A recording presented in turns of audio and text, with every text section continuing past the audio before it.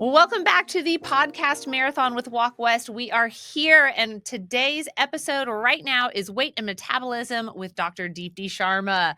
Y'all, I am so excited that she is here. First of all, I've got to draw a little bit of attention to this girl's shoes because they are just chef's kiss, gorgeous. If you can't see them, we'll get a picture of them up on social media. But Dr. Sharma, thanks for joining us. How are you today? I'm good. Thank you for having me. Good. Thanks for being here. I want to kick it off with, what sparked your initial interest in weight loss and medicine? Medicine, because it helps me combine science and human connection. Medicine makes you learn constantly. You're constantly learning and evolving, and it helps combine the knowledge that you gain and make a real impact to the patients and their lives. So I chose medicine, and then I chose to do obesity and lifestyle medicine because I just didn't want to be a physician who treats illness. I wanted also to empower my patients to prevent it and also live healthier lives. I love this. One of my core values is health and wellness. And my very first job while I was still in college was as a personal trainer. And so I'm super excited to talk to you today about it. And I'd love to know, do you have a particular patient story or a defining moment in your career that really shifted your perspective in the importance of addressing the root cause instead of just treating the symptom? Yes, I have a lot of stories, but the one that I would like to share is of that 30-year-old patient I had. Before I started practicing obesity and lifestyle medicine full time, I was doing primary care. So my lens is always of that, a primary care physician. So I had this 30-year-old patient who came in with a non-healing ulcer and an infection on his foot. He did not know that he was a diabetic. We ran some blood work and he was diabetic. And then while we were controlling his diabetes and working on it, and he was so diligent and followed everything that I recommended to him. And then he had sudden cardiac arrest and he passed away. And that still haunts me. He had young children and he had a very smiling face, always very grateful and respectful for the care we provided to him. I can never forget. Yeah, that's a very touching story. And so that was that pivotal moment for you that really said, this is where I'm meant to be. This is what I want to be doing. Yes, that made me realize that I need to do more work in preventive medicine. Absolutely. And education and empowering my patients. Absolutely. Okay, so this might answer the question that I have for you, but as I was looking over our show flow and I'm like, okay, I'm talking to a real life doctor. This woman's been to med school. She's done residency. She's done all the things. Dr. Sharma, where do you find time to have a podcast? It is very hard. It is. I'm not going to lie. I have also a family and 2 young children. I have a kid who's going to high school. Oh, my goodness. And a 4th grader. So to balance it all, it is hard. That is hard. I've got a 10 and a 7-year-old, so I'm right there with you with some of that elementary school craziness. But yes, bless you. Okay. And so as a doctor, though, what led you to start the podcast? Because you're already changing lives in the hospital. What led you to that decision? Yeah, the podcast just helps me have a greater reach beyond the walls of my clinic. The goal stays the same, is to educate, empower, and help my patients live healthier lives. In the clinic setting, the support is one-on-one and limited to the panel that you have, whereas podcast helps you reach millions of people anywhere in the world.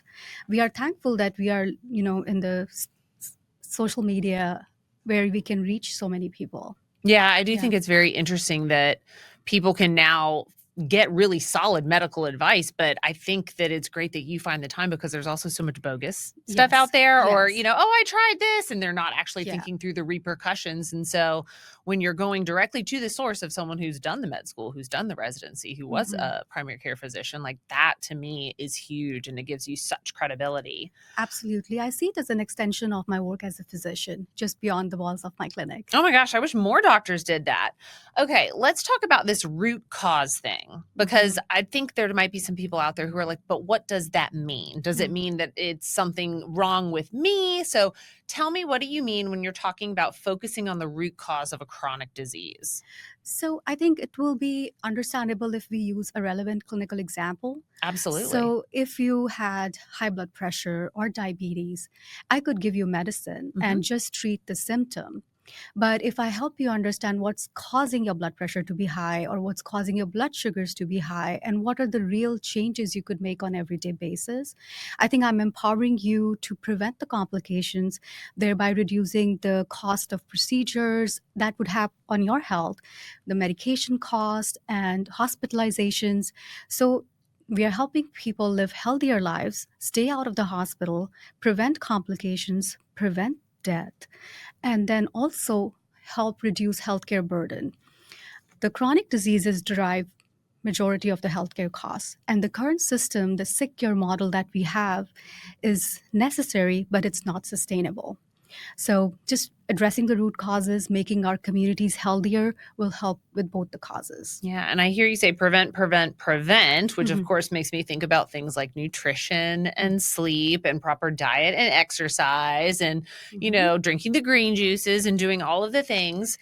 Is there one that you would say, hey, focus on this first before all others? Or what would be your approach if you were giving someone, advice on, helping with this root cause by attacking some of those preventative measures? Yeah. All the things that you listed, nutrition, physical activity, stress, sleep, social connection, purpose, all of them are important. But the most critical, I think, is mental health. Mental health drives your biology, your habits, your resilience, your coping skills. And I could give you the best plan for your nutrition, best plan for your exercise and medications. But if you're not feeling good inside, you won't be able to make the changes. So the addressing the mental health helps be resilient, strengthen It's the your coping starter skills. it's your starter packet, and I'm so glad that you said that because I used to be a personal trainer and I remember thinking through those things, and a lot of times I would say, like, let's just start with walking because it's easy, because everybody could do it. But you saying that really kind of gave me this aha moment of like, actually take it back even further. Yes. Because if they are not feeling good enough to get out of bed to go walk, they're never going to do that. Right. So weight, nutrition, metabolism, all of them are like the starting point is mental health and helps address like, habits, also helps address like, chronic stress can raise your cortisol levels, which raises blood sugars, blood pressures. It causes inflammation, which is again the root cause of all chronic diseases. Absolutely. And I'm very interested in bariatrics and when it comes to mental health as well, because in my opinion, that you need to have that as the root cause, right? What happened in your life that we got to this place, right? And how can we make sure that we don't get to that place again, right? Whether we were using food as a coping mechanism or alcohol or something like that.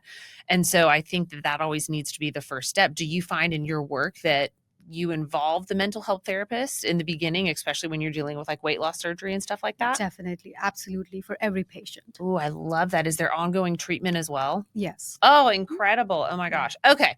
I want to talk about all the stuff we read online because I'm, a millennial. I'm scrolling TikTok every day. I'm looking at the Instagram. What is one of those foundational principles for nutrition? Because I love to go on there and see good, healthy recipes. But like, I don't know. Are these all fad diets? Like, what should we hold on to as a core nutritional principle? Two things. I love it. We're going to get 2 things. I'm writing 1 and 2 down. Okay. First, a balanced diet with a variety of whole foods that provides you the nutrients and you use that as your source of energy and fuel for your body. Number 2, limit the processed foods. That's it. Like those are the 2 core principles I would like everybody to learn more about. I'm a little feeling called out because all my snacks for today are processed foods. But y'all, that's just a podcast marathon day. Yes, the goal is 80-20. Okay. Like the perfect life, it doesn't have to be perfect. It has to, don't let perfection be the enemy of progress. Yeah. So 80-20 rule, and then always recognize foods as food for your body, a nutrition, and food for your soul. So no food is good or bad. It is, That it is is, so yeah, great. Food for the body or food for the soul. I yes, love it because I do love me some treats and some ice cream, and that's my definitely. soul And you food. should totally enjoy them guilt free. The goal is to not associate food with any feelings. I love that. That's such Mm, good advice. Can we talk about sleep?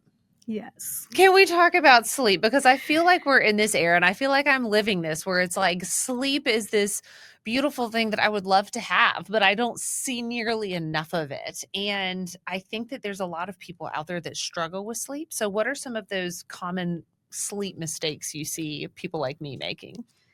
So I think the root cause again of that is that you're bombarded by information from all different directions, whether you're work or you're at home, and it does not stop. The information from media, information from TV, information from your work, the emails, the texts, and the schools, it just does not stop. And it's hard to shut off your brain at night. So the one thing that I really feel commonly we could do is have a bedtime routine, a set regular sleep schedule, and avoid screen time before bedtime. Oh, that's the hardest though. It That is is. really the hardest because I have a routine down pat and I tell myself every night, Erica, we're going to read our book. But you know what my biggest barrier is? This is going to be real. The lamp on my bedside is too far away to turn off when I'm tired. So I'd Mhm. rather turn it off ahead, which means I can't read a book. So that means I get to scroll TikTok. No, so the solution to that is to put your phone outside your bedroom and you don't bring it in. No TV and no phones in the Oh, I bedroom. knew the doctor would give me a solution I didn't want to hear, but I know I don't do the TV, but I don't want to get into this whole melatonin, the medication thing. I hear a lot about that. Do you think that people should be looking for sleep aids for help, or do you think that there's other things that they can do that are more holistic? Sleep aids are a great tool, but I think if the first thing is sleep hygiene, like just making sure that you have addressed everything that's affecting your sleep, whether it's your stress levels, your to-do list. And there are practices, just like we have a bedtime routine for children, we need to have a bedtime routine for us, like self-care.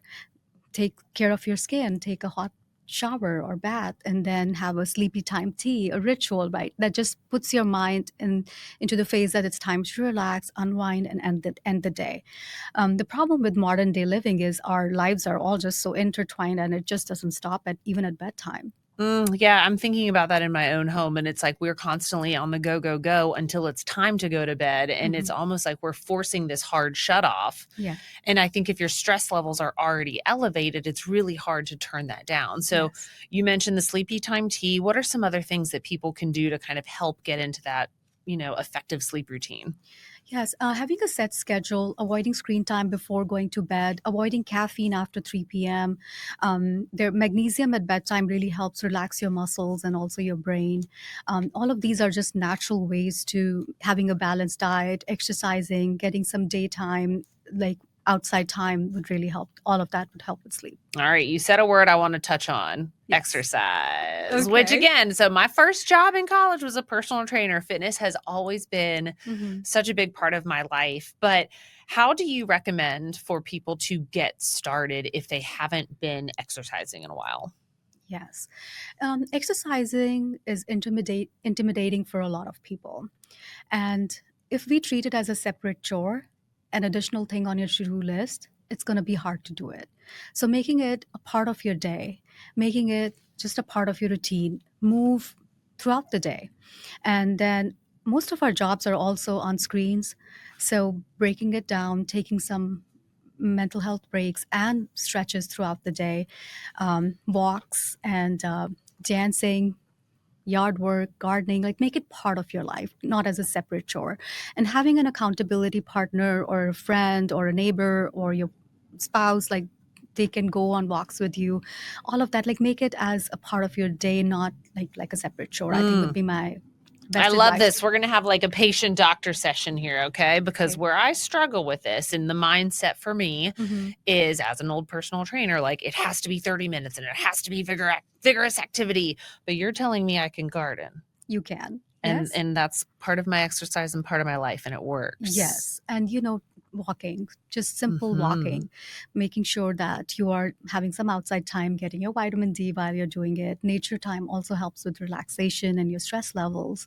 If you combine it with walking with a friend, then you get the social connection part of it too. Ooh, we're killing two birds with one stone We here, are. girl. We're going to We have to go for a walk after this podcast I would love marathon so I that. can get some more tips and tricks like this. I would love that. I love the idea of incorporating it into your day. And I Mhm. think that what we really need to do is work on educating people that it doesn't have to be this huge, intense, grueling, sweaty thing that nobody Yes. likes to do. And I think that that's a big misconception. Yes, I always recommend to my patients who are sedentary or have jobs that are desk jobs, that, walking desk, not the walking desk, a standing desk or walking pad, or taking breaks throughout the day where you stretch and do some like quick squats, or do every time you go to the bathroom, do some stretches, like, bring it in your day. Yeah. Dance while you cook. Oh my gosh, dance while you cook. Okay. All right. You're a busy working mom. You're a doctor. How do you fit exercise into your day? What does your routine look like? I do it every time I get a chance throughout my day. Oh, wow. So you schedule walking breaks. You make sure you get up, you move. Do you have Mhm. any of I'm the often dancing even while seeing my patients through telehealth. Okay, so she's going to be a fun one on the Yes, telehealth. I yes. love it. I make my patients move and I move too. Oh, that is so good. You incorporate it. Oh, I could have a walking doctor's appointment. That would be Yes. really great with my next one. Yeah. Okay, as a physician in this RTP area, have you seen some prevalent health challenges in our community that, maybe you're concerned with? Yes. I would answer this question with three perspectives. Number one, with children and youth, I think we need to target that age group if we want our community to be healthier. There is unrestricted, unregulated, and unlimited screen time that our kids are exposed to with all the devices that they have. A lot of schoolwork is on screen anyway. And then on top of that, they're socializing, the video games, the TikToks, the Snapchat, all of that, their connection is also all through screens. And then that compounded by the landscape of processed foods, that is the food in the schools that is served. And then we are with the inflation, parents have difficulty affording all the Right. extracurricular activities. So they're not moving as much, they're eating processed food, they're having excessive screen time. That compounded with vaping and substance abuse in the schools. Vaping is a big problem starting right at the middle school. So addictive substances like affecting their mental health, all of that is causing a big, I think, epidemic in our community. Now, coming to adults, I think everybody can relate. We have long work hours. Mm-hmm. We don't have time to balance it all. How do you prioritize time to meal plan and prep? How do you find time to exercise? How do you find time to connect with your friends? How do you contribute more to the community? Like, you're just busy paying your bills. And then on top of that, you have responsibilities with the family. Mm-hmm. So it's not that everybody knows what to do to live a healthier life. It's just prioritizing and making the time to do it. Yeah, I tell people all the time, like, we know we're supposed to eat the salad and not the burger and the fries, Yes. but we still go for the burger and the fries anyways. Yes, but you can relate, like, after a long, stressful day, drive-through is the easiest way to feed myself and my family. It is. And then we do have Raleigh. We have great parks and rec centers, and farmers markets too. But then prioritizing it in your daily routine, because like after my work, I'm busy driving my kids to extracurricular activities, and so are other parents. How would you find a time to go walk in the park? Yep. And we have this same struggle, and I'm a cheer mom, and we've got cheer on Tuesdays and Thursdays. And so what Yes. we've started to do is we walk together, the moms do, while the girls are practicing. And so that gives us the connection time. Mhm. And we've formed some really strong bonds, which, when you're a mom with little kids, that's already hard to do. Yes, but I'm sure you had to prioritize it. You and do. then also put intentional effort into it. You do. You Yeah. really have to, because I would say for the first few months, we just all sat there and click-clacked away on our computer like, Yes. oh, good, we have more time to work. Yes. And now none of us bring our computers unless somebody has something big that's blowing up. And now we all just kind of come together. We walk, we talk about our problems, what's going on. And it's been a really great way to form community, but also get that intentional movement in. Right. That's perfect. I love it. Now, here's the only thing. We do bring snacks, though, and they are usually processed food snacks. So, we do have a little, that's the soul food, though, that you were talking talking Yeah, I can about. suggest some nuts, some unsalted, unroasted nuts, though, the raw nuts. Unsalted, unroasted nuts, she said. Because if they have M&Ms in it, then I know they're good, but that they fall in our 20% They category. fall in our 20%, she said. Oh my gosh. Okay. I want to talk just a little bit about your vision for this podcast, because I'm so inspired that you're finding the time as a busy working mom, and not just a busy working mom, but a busy working mom who is a physician. I'm very inspired that you're getting this out there. What is your vision for this podcast? Yes, I want healthcare to be accessible. I want to break down very complicated, complex topics like obesity and make it understandable. And I want to empower my listeners to have tangible tools that they can apply after listening to the podcast. So, where evidence based medicine meets applicability to your life is what my vision is for the podcast. Oh, I love evidence-based medicine. All the things I talk about, I root them in science, because to me, understanding that why and understanding the data is so much more power. And some of the information you shared today, like, hey, incorporating exercise into your life is gardening, and that works and that counts. It's like, oh, that's real. Yeah, I'll share my own example. I love dancing, but I just don't have time to go to a dance class. What kind of dance do you do? Indian Bollywood. Oh, Bollywood. I love it. That'll be so fun. Yes. And they have classes you can do that, and you do it with your girlfriends or your family? No, there's classes, but I don't have time to do it. I'll just do it at home while cooking. Or when she's telehealthing with her patients. So that's my favorite part. Oh my gosh. What would be the one thing that you want your listeners to walk away with after they hear you on today's podcast marathon? Yes. Start wherever you are and do whatever you can. Change is hard, and you don't have to do it all at once or do it alone. There is support, educate first of all, and then baby steps. It doesn't have to be overwhelming. Change is very overwhelming, and the information out there is overwhelming too. You have to cancel the noise, cut out the chaos, and align yourself with your priorities. Yes, do the research, educate yourself, empower yourself, and then make those changes into your daily habits, daily patterns. I love all that. And it's very empowering, but I want to ask a couple more questions on obesity and weight management, because this is a health topic that nobody likes to talk about, right? It's so much easier to get out there and say, oh, I have high cholesterol or I have high blood pressure, and act like, I can't help it. I can't help that happened to me. But nobody can go out there and say, oh, I have obesity. I mean, they could, but nobody does. They carry a lot of shame with that. When you're working with your patients, how do you guide them through this process? Because I imagine that shame could stop a lot of people. It does. Obesity is one of the chronic diseases, and unique in a way where you see it. You don't look at a person and know that they have diabetes or high blood pressure, but obesity, you see it. Good point. So that obviously brings stigma and shame with it, and bias.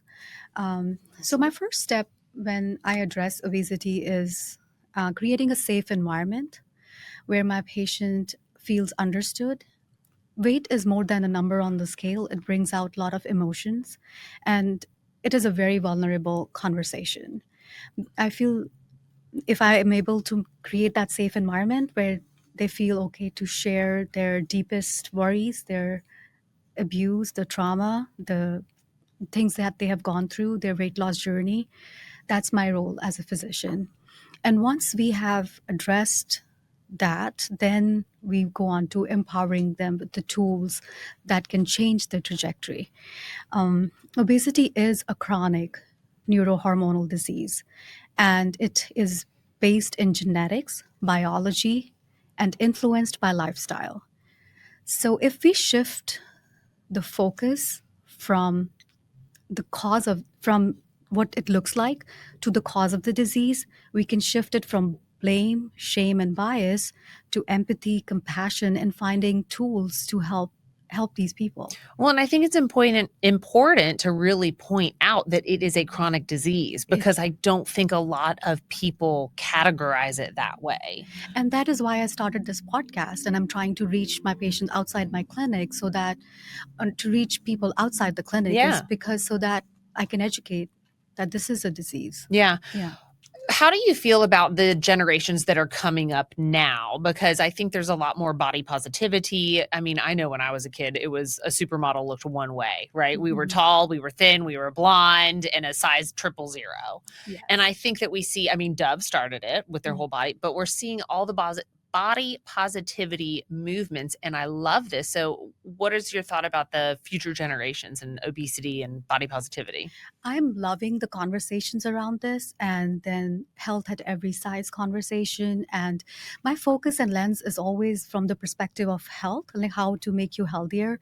And so combining that vision and explaining and educating everybody about it being a disease also helps educate the community at large Mm-hmm. about body positivity and all that. I think that all is combined together. Yeah. Yeah, it goes hand in hand, and I'm glad that these conversations are happening. No, I mean, I ask partially, selfishly, because I've got these two young kids and Mm. they're at that age where they are starting to notice that other kids and they pick up the language, that they hear at school, like fat and this and that. And so we do a lot of conversations about how there's all different shapes and sizes. And Mhm. I don't know, I think you've given me a lot of little tidbits about how I can talk about exercise and nutrition in a way that might help them shape a more positive, I guess, understanding of different body types and different sizes. Right. Yes, we have to make that shift. Yeah, Yeah. but I'm glad that the generations coming down are not having the like one vision of a supermodel and all of that.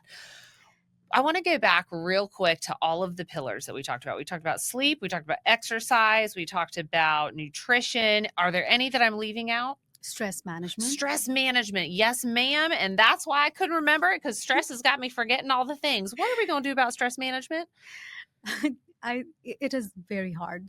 We are just the environment that we are living in. Yeah. Yes, we have to again put an intentional effort to manage our stress. That comes from time management, prioritizing what is important to you, aligning yourself with what truly matters, and not mindlessly eating, mindlessly sitting on the computer desk, or mindlessly watching OTT, because just we just have access to all these comfort zones where we Yeah. can just be, you know, eating mindlessly and not moving at all and not connecting. But I'm so glad that you said this, and I wrote it down and I put a big old square around it, because you said focus on your priorities, do a bit of time management. You didn't tell me to go do yoga. You didn't tell me to go meditate. And I was like, if this I woman don't tells want. me I need to go meditate, I'm going to lose it right here on this podcast marathon. My goal is to decrease your to-do list and not to increase it. Oh You my already gosh. have a big one. I do want to get better at meditating, because I do think there's a lot of It benefits helps. to meditation, Mhm. but I also do think it is an add to the to-do list. And I know that so many busy professionals out there are like, I just can't add one more thing.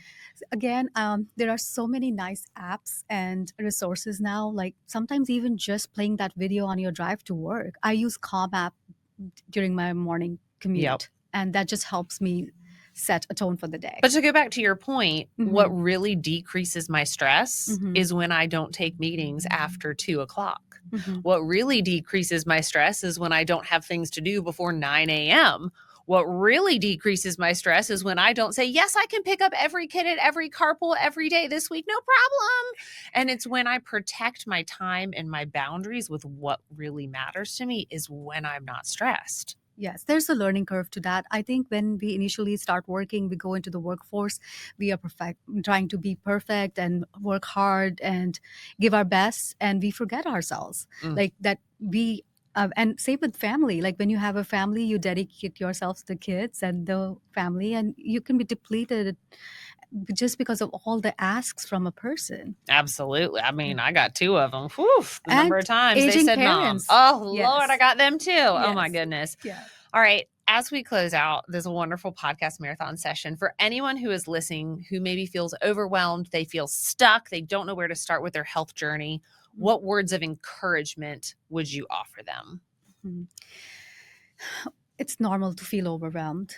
We have to normalize the overwhelm that comes with just because of the amount of information that's out there. And again, you have to trust the source and do your research, find what resonates with you, what makes sense to you, and then start wherever you can and do start wherever you are and do whatever you can. Yes, I love this. Find a credible source. And you know who is a credible source? Right here, Dr. Deepti Sharma with the podcast for weight and metabolism. Thank you. So Dr. Deepti Sharma, thank you so much for being here today, talking about all things holistic health and the root cause. It was so fascinating and really eye-opening. So I appreciate you. Thank you for having me. Thank you. Thank you.